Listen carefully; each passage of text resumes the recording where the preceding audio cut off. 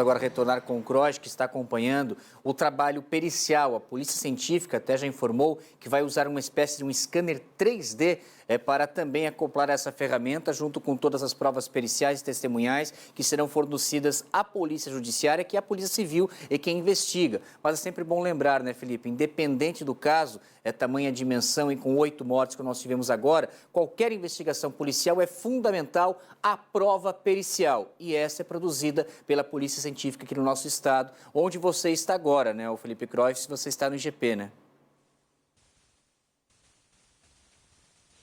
Isso mesmo, viu, Zanotto? Estou aqui na sede da Polícia Científica, em Florianópolis, na capital catarinense, para falar sobre esse equipamento que ele está sendo utilizado lá em Praia Grande.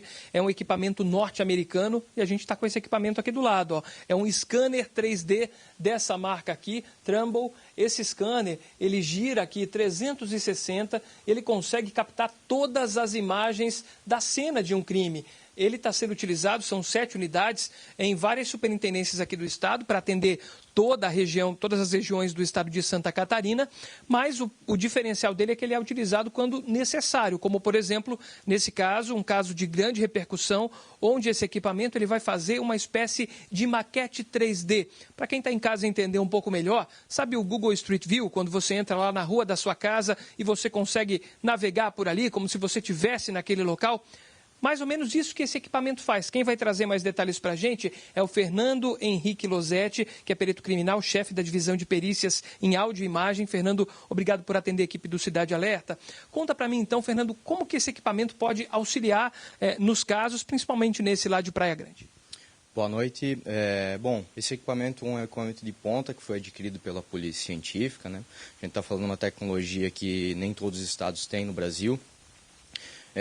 Esse equipamento ele pode ser empregado em situações de desastres, situações mais complexas, como é esse caso, e ele permite, como você bem explicou, né, uma revisitação a posterior ao local dos fatos, né?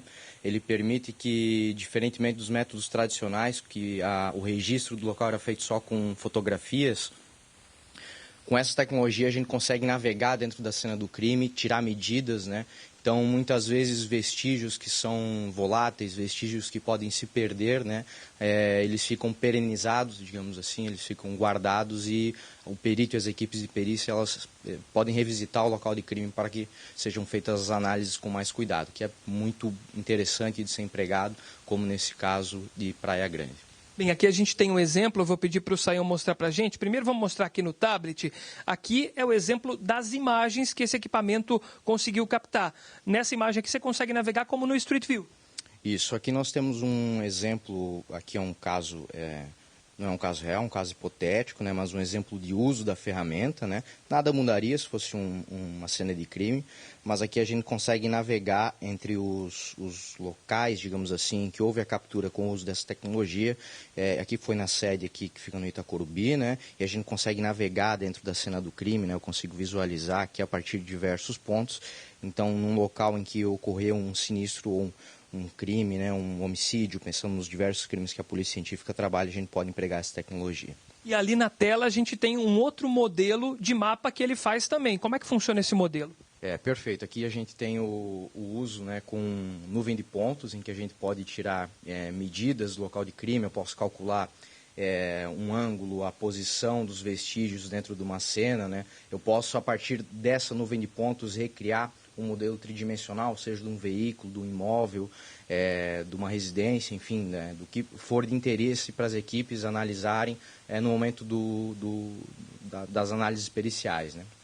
Perfeito, Fernando. Muito obrigado pelas informações. Um equipamento que vai ser fundamental nessa perícia que a Polícia Científica está realizando no local onde esse balão acabou caindo no último sábado lá em Praia Grande. E com essas imagens vão poder analisar todos os detalhes por diversas vezes, porque geralmente o que acontece é que o perito só está na cena do crime uma única vez. É claro, registros vão ser feitos com fotos, com vídeos, mas com esse equipamento aqui o registro vai ser muito mais detalhado e até as próprias informações repassadas por ele, por exemplo, de distância, de informações do que tem naquele local, vão poder ser revisitadas a qualquer momento pela Polícia Científica de Santa Catarina. Zanotto.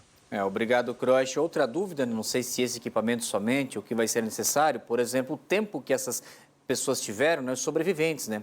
Quantos segundos, né, que eles conseguiram sair do cesto e pular para salvar as próprias vidas, né? Porque a informação que nós temos desde o primeiro momento, que assim que nós tivemos a descida de 13 pessoas, o que acontece? Reduziu o peso no cesto e o balão subiu ainda mais rápido, né? Mas ninguém sabe exatamente qual foi o tempo, né, necessário para que essas pessoas conseguissem sair do local. E como nós vimos na informação anterior do Vinícius Siglitz, não é um cesto baixo, né? Justamente para manter a segurança durante o voo.